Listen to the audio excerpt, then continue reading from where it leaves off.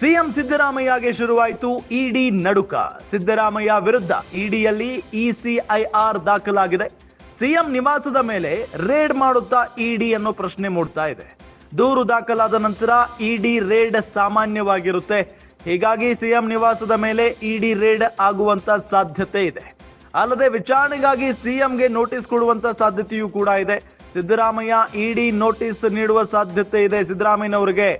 ಜೊತೆಗೆ ಸಿಎಂ ಪತ್ನಿ ಪಾರ್ವತಿ, ಬಾಮೈದ ಮಲ್ಲಿಕಾರ್ಜುನ, ಭೂಮಾಲೀಕ ಎನ್ನಲಾದ ದೇವರಾಜುಗೂ ಕೂಡ ನೋಟಿಸ್ ಜಾರಿ ಮಾಡುವಂತ ಸಾಧ್ಯತೆ ಇದೆ.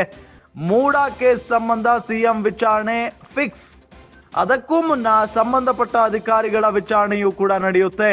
ಮೂಡಾ ಅಧಿಕಾರಿಗಳನ್ನ ವಿಚಾರಣೆ ನಡೆಸಲಿದ್ದಾರೆ ಇಡಿ ಅಧಿಕಾರಿಗಳು. ಏನೇನು ಕತೆ ಇದ್ರೆ ಹಿಂದಿನ ಇತಿಹಾಸವನ್ನ ತಿಳಿದುಕೊಳ್ಳುವಂತ ಪ್ರಯತ್ನವನ್ನ ಮಾಡ್ತಾರೆ ಜಾರಿ ನಿರ್ದೇಶನಾಲಯದ ಅಧಿಕಾರಿಗಳು. ಹಾಗಾಗಿ ಸಿಎಂ ಸಿದ್ದರಾಮಯ್ಯಗೆ ಈಗ ಇಡಿ ನಡುಕ ಶುರುವಾಗಬಿಟ್ಟಿದೆ. ಸಿದ್ದರಾಮಯ್ಯ ವಿರುದ್ಧ ಇಡಿಯಲ್ಲಿ ಇಸಿಐಆರ್ ದಾಖಲಾದ ನಂತರ ಸಹಜವಾಗಿ ಅವರಿಗೆ ಮತ್ತೊಂದು ಟೆನ್ಷನ್. ಸಿಎಂ ನಿವಾಸದ ಮೇಲೆ ರೇಡ್ ಆಗುವಂತ ಸಾಧ್ಯತೆಯೂ ಕೂಡ ಇದೆ. ಯಾಕೆಂತ ಹೇಳಿದ್ರೆ ದೂರು ದಾಖಲಾದ ನಂತರ ಸಾಮಾನ್ಯವಾಗಿ ಇಡಿ ಅಧಿಕಾರಿಗಳು ರೇಡ್ ನಡೆಸ್ತಾರೆ. ಹೀಗಾಗಿ ಸಿಎಂ ನಿವಾಸದ ಮೇಲೆ ಇಡಿ ರೇಡ್ ಆಗುವಂತ ಸಾಧ್ಯತೆ ದಟ್ಟವಾಗಿ ಕಾಣಿಸ್ತಾ ಇದೆ. ಸಿದ್ದರಾಮಯ್ಯ ಇಡಿ ನೋಟಿಸ್ ಅಂದ್ರೆ ಸಿದ್ದರಾಮಯ್ಯನವರಿಗೆ ಇಡಿ ನೋಟಿಸ್ ನೀಡುವಂತ ಸಾಧ್ಯತೆ ಇದೆ. ಜೊತೆಗೆ ಸಿಎಂ ಪತ್ನಿ ಪಾರ್ವತಿ, ಬಾಮೈದ ಮಲ್ಲಿಕಾರ್ಜುನ, ಭೂಮಾಲೀಕ ಎನ್ನಲಾದಂತ ದೇವರಾಜ್ಗೂ ಕೂಡ ನೋಟಿಸ್ ನೀಡ್ತಾರೆ.